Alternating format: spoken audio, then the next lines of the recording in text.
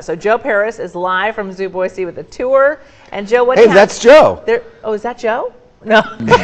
What do you have to show us this morning, Joe?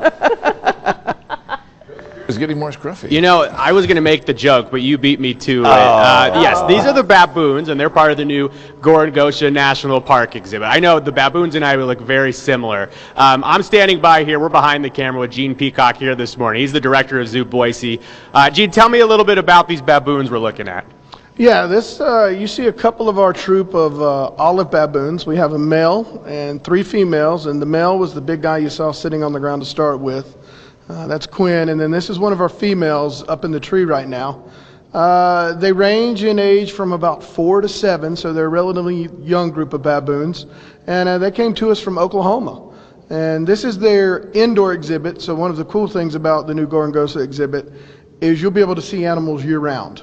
So in the middle of the winter, when it's cold here in Boise, you can see these guys in this really nice indoor exhibit.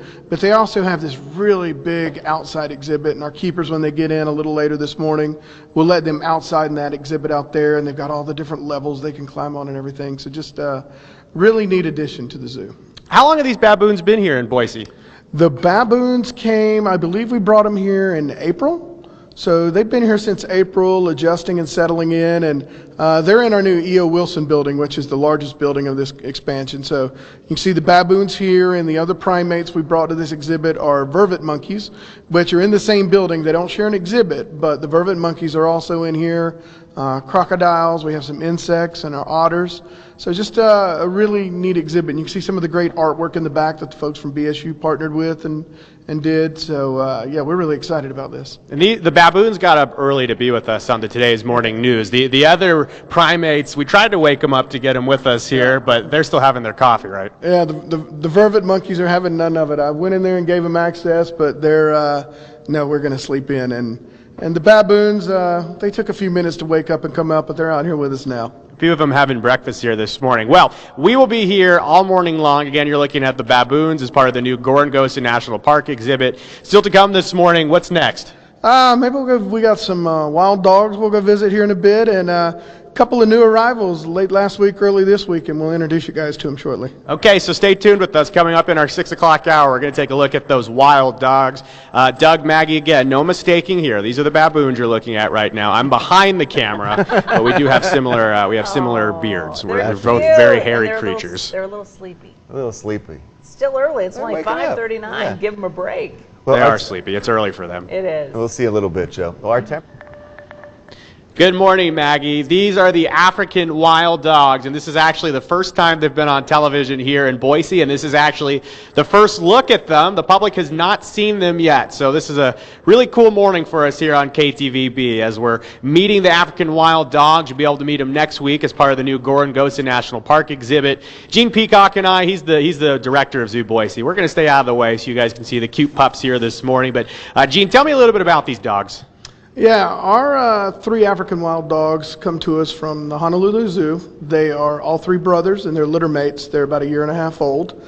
And they arrived at the zoo this spring, and they've been settling in and doing great with the keepers and the staff, and a lot of the contractors working on site enjoy watching them. They're just really entertaining and dynamic animals. Right now, they're taking a little bit of a rest. We woke them and the baboons up early this morning. But when you come to Zoo Boise next week on the 17th, when this opens to the public, you'll be able to watch them inside here, but also the energy outside.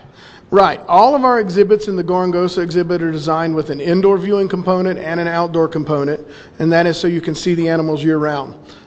With the wild dogs, if you come and see these guys, they tend to, when the keepers let them out first thing in the morning, they're really, really active. They run around in the yard and play. Then in the middle of the day, they come in and you'll see them kind of like they are now. They like to nap in the middle of the day. And then usually about 2 o'clock in the afternoon, they're back outside playing. And that's one of the things we're doing for animal welfare is we give the animals choice of where they want to be. They can be outside or they can be inside. And they even have a space if they don't want to be seen. They can go off exhibit. You were telling me earlier that these dogs are in danger. There's really only a few thousand left of them in the world. 3 of them right here at Zoo Boise. That's a pretty big deal. Yeah, that's a big deal. Zoos are starting to exhibit them more. They've really, over the years, started really researched their behavior. And we're actually starting to be able to breed them in captivity. Ours are 3 males, so we won't be doing that for a while. But as they've figured out the dynamics of caring for them and breeding them in captivity, the captive population, we've got a good number of them, and we were fortunate that we were building this exhibit at the right time, that they had the litter, and we got them here. But yeah, very critically endangered in the wild. There's only a few thousand left, and predation, starvation, and as Africa grows and the road network is spreading, they get hit by cars. So it's a great thing here to tell a story and wild dog conservation. And the new Gorongosa National Park Exhibit, again, it opens on July 17th.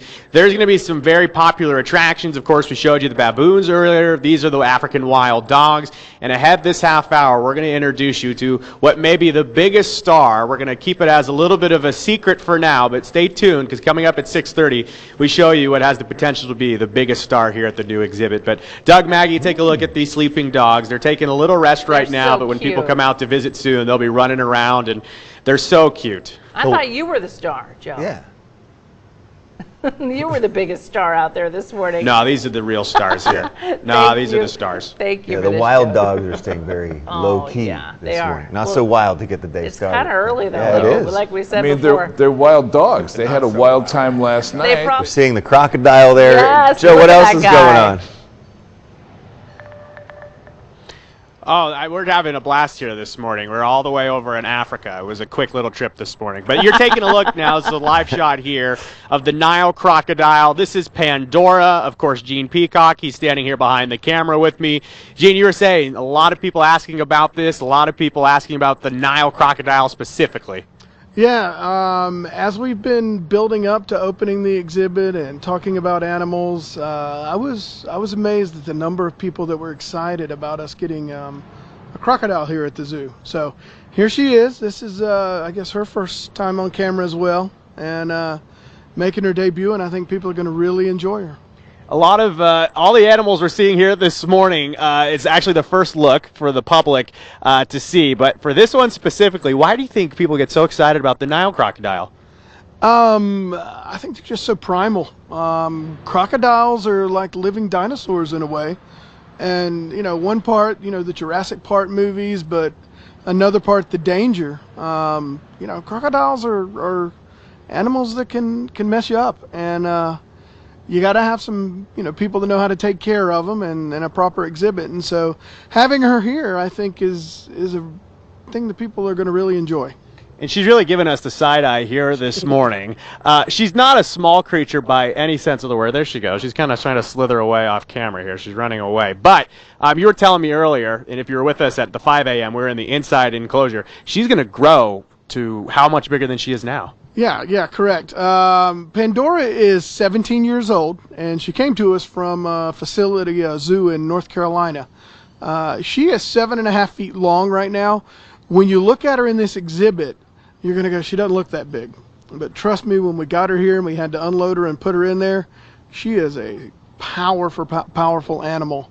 7.5 feet long right now. Over the next 10 years, she's going to grow. And female Nile crocodiles top out at about 14 feet long, so she's going to double in size. So she looks small in here, but trust me, she's a lot bigger than you realize when you're up there close to her. Right on cue also. She's on the move now this morning. What is, I guess, the hopes for this exhibit? You were saying that in the future you're hoping that maybe there'll be some kind of interaction. Well, we're going to have several of those opportunities as we get the exhibits open and the animals settle in. Some of our more popular things are people can come and visit Mr. Mack or El Dabra Tortoise, or you can go behind the scenes and feed the giraffes. And so we're going to be doing some of those things in this exhibit in all of Gorongosa. So one of them we're looking at is maybe a crocodile, some type of crocodile encounter, and then some things in some of the other areas. So there'll be those opportunities, and when we do those, a lot of that supports our conservation projects, of which Gorongosa National Park in Mozambique is one of them. We still have some other animals we're going to introduce you to throughout today's morning news. Again, this is Pandora, the Nile Crocodile. This is the first look the public's getting at her, and Doug Maggie will be here showing off the Gorongosa National Park Exhibit. It'll open to the public next week, July 17th. But this morning, an exclusive first look at some of the animals. And ahead this morning, we have our fingers crossed that we're going to see another big star. We went to go check on him, and he was sleeping. So we're hoping he wakes up, and we get to introduce him here this morning. Wake him up gently, whoever it is. I have a feeling I know what he's talking about, but I don't want to give it away. Okay, don't give it away, because I have no idea. It'll be a big surprise to me. Yeah, and that crocodile's going to get twice as big as it is. It is. Yeah. It is. 14 feet long. Hey, why not? Well, what are we seeing here, Joe? Doug, this is a vulture, and it's one of the last animals we'll be showing off here this morning. I know our viewers at home, they've enjoyed seeing all the images on your screen, but it's going to be awesome for families to come out here this summer and into the future. On July 17th, this new exhibit opens to the public, but Gene Peacock, he's been with us here all morning long. We know we're looking at a vulture, Gene, but tell me a little bit more about it.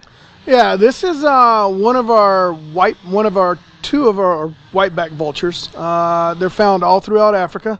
And vultures are one of those animals, people don't realize they're not necessarily endangered, but there are a lot of things going on with vultures in Africa right now where their population's declining. And so we're really excited to have our whiteback vultures back on exhibit. They used to be in a smaller exhibit on our cruise, and we built them this much larger, more natural exhibit. We've got the giant roosting tree for them, and hopefully we'll have some vulture breeding in here and get some more vultures in eventually. How many vultures could you hold in this exhibit? I think this exhibit, we could probably have a roost of maybe 4 to 6. We're hoping maybe 5 at some point. But there are not many whiteback vultures in zoos in North America. I think there may be a couple of dozen. And we have 2 of them right here. And what you guys are looking at now is our female. She's up in this tree. And it's hard to tell, but this exhibit is about 18 to 20 feet high. And so we're really giving these guys their vertical space. And it's just one of those really neat things we're doing for the animals here at the zoo in these new exhibits. Gene brought up a good point. I want to actually show you the entire exhibit because it is really special here at Zoo Boise. You get an idea of what this natural habitat looks like.